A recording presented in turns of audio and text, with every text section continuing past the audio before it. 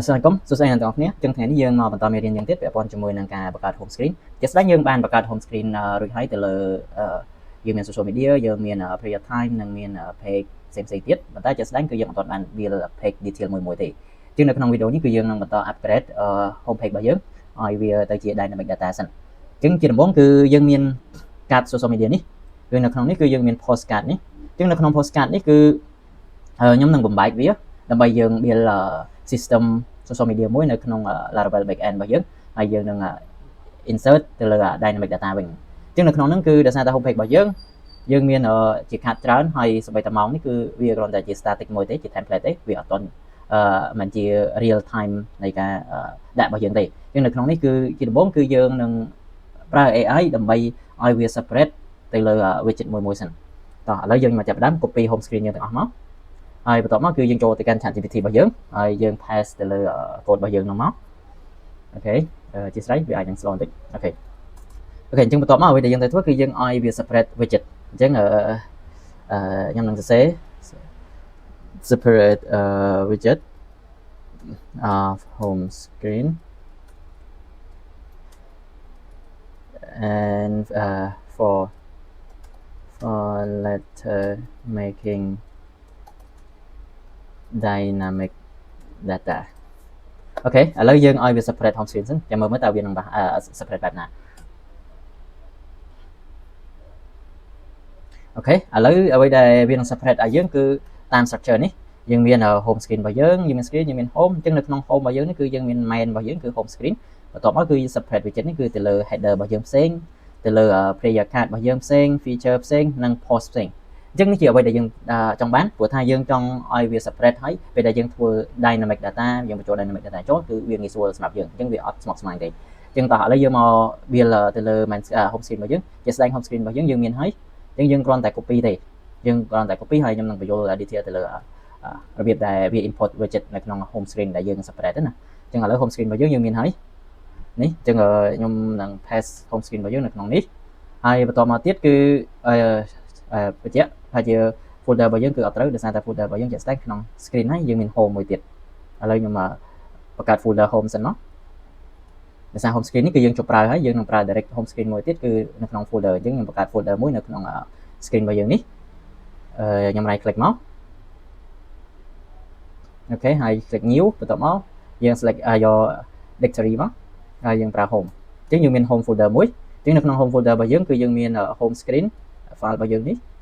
គឺជា home screen ជា main screen នៃ home screen របស់យើងអញ្ចឹងនៅក្នុងនេះនៅក្នុង folder home របស់យើងនេះអូខេអញ្ចឹងនៅក្នុង folder home របស់យើងនេះយើង create new file មកហើយយើងប្រើពាក្យ home អញ្ចឹងអ្វីដែលយើងត្រូវធ្វើគឺអានេះជា main របស់យើង main page home screen គឺយើងគ្រាន់តែ copy code នេះមកយើងយកមកបញ្ចូលក្នុងនេះជាស្រេចអូខេអញ្ចឹងយើងមកបញ្ចូលក្នុងនេះយើងបានពេលដែលយើងបញ្ចូលអ្វីដែលយើងត្រូវមើលគឺទៅលើ card នេះ card យើងមាន card ជា player time យើងមានជា feature របស់យើងនេះហើយយើងមាន post card របស់យើងជាស្ដែង post card របស់យើងមានតែមួយទេតែនៅក្នុងនេះវាបានពីរដោយសារតែនេះវាមានពីរទៅពេលក្រោយគឺយើងប្រើតែមួយទេកន្លែងនេះដោយសារតែជាស្ដែងយើងប្រើ dynamic data ពេលក្រោយអូខេឥឡូវយើងមកបន្តទៀតអញ្ចឹងយើងមាន home screen របស់យើងហើយអ្វីដែលយើងត្រូវធ្វើគឺយើងត្រូវតែ create folder មួយទៀតឈ្មោះថា widget អញ្ចឹង widget នេះគឺ widget សំដៅទៅលើវានៅក្នុង folder home របស់យើងអញ្ចឹងសម្រាប់តែ widget home screen ទេយើង click create new ហើយយើងយក directory មកហើយយើងប្រើ widget អូខេយើងមាន widget folder មួយហើយអញ្ចឹងយើងseparate file របស់យើងដែល ChatGPT suggest មកនេះអញ្ចឹងនៅក្នុង widget folder យើង create new មកជាស្រេចអូខេហើយបន្តមកទៀតគឺយើង create player card មួយទៀតអូខេហើយ head folder ជាស្រេចមិនជា folder ទេគឺវាជា file យើងចូលកន្លែង file មកហើយយើងមាន player card ហើយមួយទៀតយើងមាន feature របស់យើងអញ្ចឹង feature របស់យើងនេះគឺយើងនៅក្នុង widget ដែល file របស់យើងមកគឺ feature ហើយ lastly គឺ post របស់យើងគឺ social media post របស់យើងនេះគឺយើងអាចកាត់ផ្សេងមួយទៀតអូខេឥឡូវយើងមានកាត់ដល់ទៅ4ហើយ home screen យើងមានដែរអញ្ចឹង screen របស់យើង home screen នេះគឺយើងលុបវិញមកដោយសារយើងជប់ប្រើហើយខ្ញុំសុំរកពាក្យលុបបន្តិចអូខេឥឡូវយើងលុបទៅលើនេះហើយបន្ទាប់មកគឺយើងចូលមកកាន់ page ដែលវា generate ឲ្យទី1គឺ header របស់យើងនេះជា header welcome របស់យើងអញ្ចឹងនៅក្នុងនេះពេលក្រោយយើងនឹងប្រើ notification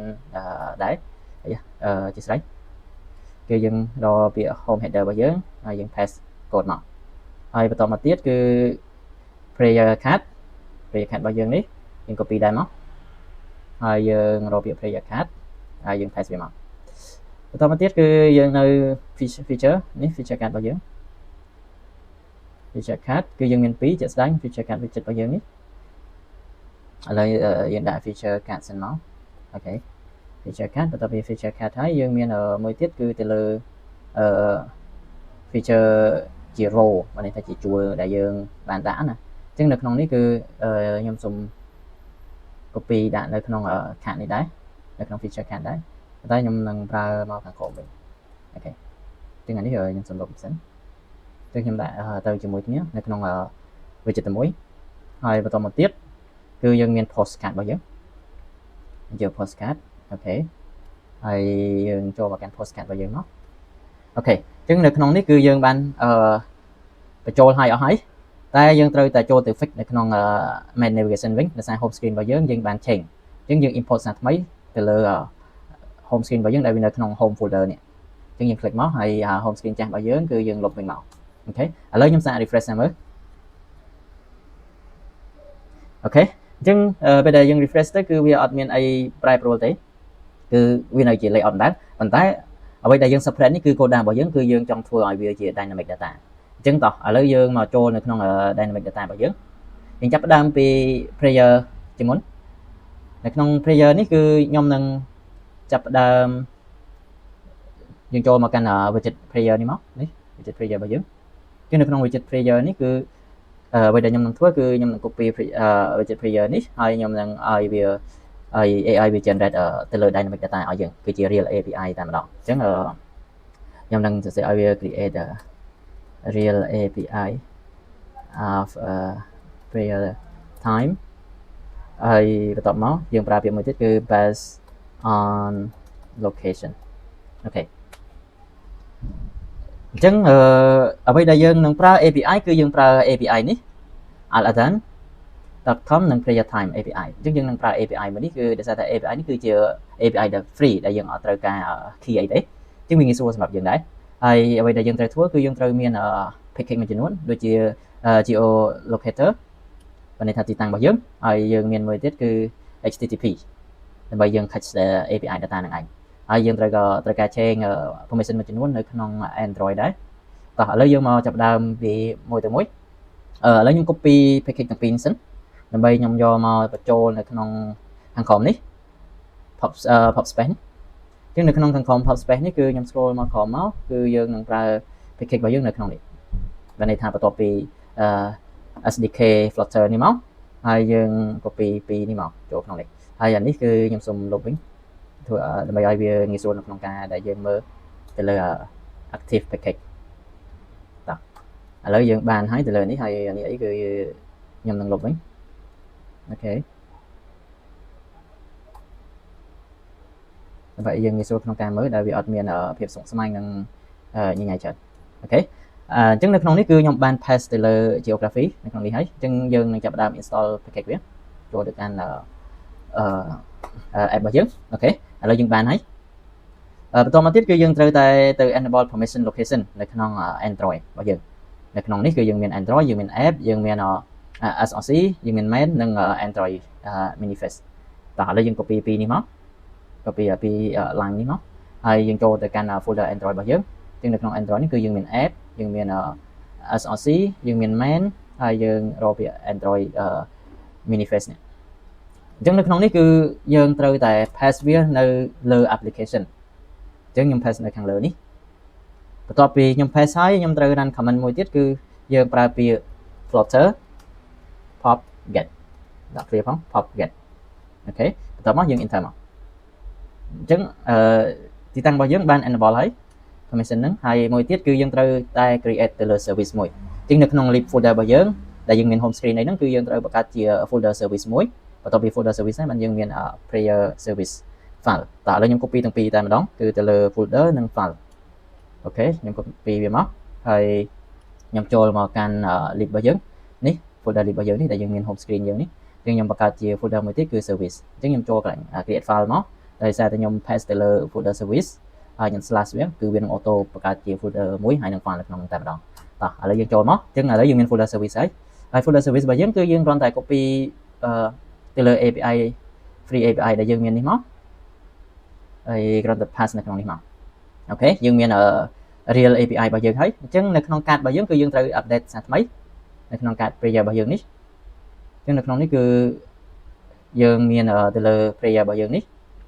តោះឥឡូវយើង copy មកអញ្ចឹងនៅក្នុងនេះអ្វីដែល data ដែលយើងនឹងទទួលបានគឺទៅលើម៉ោងសម្យ៉ាងទាំងអស់អញ្ចឹងឧទាហរណ៍ថាម៉ោងបច្ចិតម៉ោងសវតម៉ោងអាស័យគឺវាមានទាំងអស់នៅក្នុងនេះតោះឥឡូវយើងសាក update ទៅលើscreen folder របស់យើងនេះយើងមាន widget ទៅលើ player account របស់យើងហើយយើង paste កូដសាថ្មីនេះដែលវាមាន API អញ្ចឹង import នេះគឺ cost location cost ទីតាំងគឺខ្ញុំសម្រុបឲ្យខ្ញុំ import សាថ្មីអូខេឥឡូវយើងបានហើយខ្ញុំនឹង refresh សាថ្មីប៉ុន្តែជាក់ស្ដែងអ្វីដែលពេលដែលយើង refresh គឺយើងត្រូវការ internet ខ្ញុំនឹង connect internet សាថ្មីដោយសារវានឹងចាំទៅលើ API របស់យើងអញ្ចឹងនៅក្នុងនេះគឺយើងអ្វីដែលយើងត្រូវធ្វើគឺយើងត្រូវធ្វើម៉េចឲ្យវាមាន internet អូខេឥឡូវខ្ញុំសាក refresh សាថ្មីទៅលើ API ដែលយើងបានដាក់តើវានឹងចេញដែរអត់អូខេសូមចាំវាបន្តិចអូខេឥឡូវវាកំពុងតែ loading ទៅលើ API ម៉ោងសម្យ៉ាងរបស់យើងអញ្ចឹងនៅក្នុងនេះគឺជាដំបូងគឺវានឹងអាច loading ប៉ុន្តែយើងនឹងពេលក្រោយគឺយើងនឹងមានការ update ទៅលើប្រើ cache ដើម្បីឲ្យវាចាប់ auto ដែលយើងបាច់ប្រើដែលវាត្រូវ loading ទេទីនៅក្នុងនេះខ្ញុំនៅគេថាប្រហែលជាវាអាចមានភាព error អីមួយដោយសារតែ player របស់យើងគឺវានៅ loading បានន័យថាគឺប្រហែលជាវាអាចខុសទៅលើ API របស់យើងចាំមើលសិនបើសិនជាវានៅតែ error គឺយើងនឹងអាចឲ្យវា change API មួយទៀតអូខេនៅក្នុងអំឡុងពេលដែលវានៅ loading គឺខ្ញុំសូមចូលទៅកាន់កន្លែង navigation bar បន្តិចដោយសារតែនៅក្នុងនេះគឺ icon របស់យើងគឺវាអត់ស្មើគ្នាទេដោយសារយើងមាន6ជាស្ដែងគឺយើងត្រូវមានតែ5ទេដើម្បីឲ្យវាងាយមើលទៅវាស្អាតណាអញ្ចឹងខ្ញុំនឹង remove ទៅលើ friend function friend នេះគឺខ្ញុំនឹង remove អញ្ចឹងខ្ញុំចូលមកកាន់ main navigation នេះមកហើយខ្ញុំ scroll មកក្រោមមកដើម្បីរកពាក្យ friend នេះ friend navigation group នេះគឺខ្ញុំនឹងលុបវាចេញអូខេដើម្បីឲ្យវាមើលទៅវាមានភាពស្អាតបន្តិចអូខេខ្ញុំនឹង save វាបន្តិចសិនជាស្អីផងដោយសារតែថ្ងៃនេះក៏អាចវាអាចមានភាព error ទៅលើ internet ខ្ញុំដែរតែវាមានភាព slow តោះឥឡូវគឺខ្ញុំនៅគេថាប្រហែលជាវាអាចមានអី error នៅក្នុងដែលវា loading ដោយអត់ចេញទៅលើ data ហ្នឹងប្រហែលជាវាអាចមានភាព error ប្រហែលជាអាចនឹង information internet មួយទៀតដែលយើងអត់ទាន់មានអញ្ចឹងយើងអាចនឹងចាប់ទៅលើទី1គឺ information របស់យើងអូខេឥឡូវខ្ញុំសូម copy សារថ្មីទៅលើ service API របស់យើងនៅក្នុងនេះគឺខ្ញុំសូមទៅកាន់ service player របស់យើងហើយខ្ញុំនឹងដាក់សារថ្មីហើយមួយទៀតគឺ UI របស់យើងក៏ខ្ញុំនឹង update សារថ្មីដែរវាអាចមានភាព slow ថ្ងៃនេះខ្ញុំក៏ដឹងថាវាមកពីអីដែរតែសំខាន់ពេលក្រោយគឺយើងនឹង improve ទៅលើកន្លែងនោះដែរតោះឥឡូវយើងមក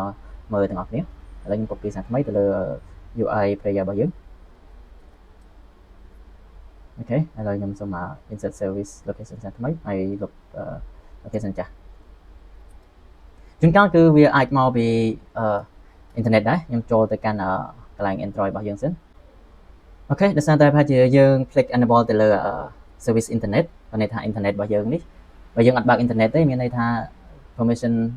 app Android នេះគឺវានឹងមិនដំណើរការទេអញ្ចឹងឥឡូវខ្ញុំបានបើកទៅលើ internet ហើយអញ្ចឹងអ្វីដែលខ្ញុំត្រូវធ្វើគឺខ្ញុំនឹង clean តែម្ដងទៅលើ Flutter មួយនេះដើម្បីយើង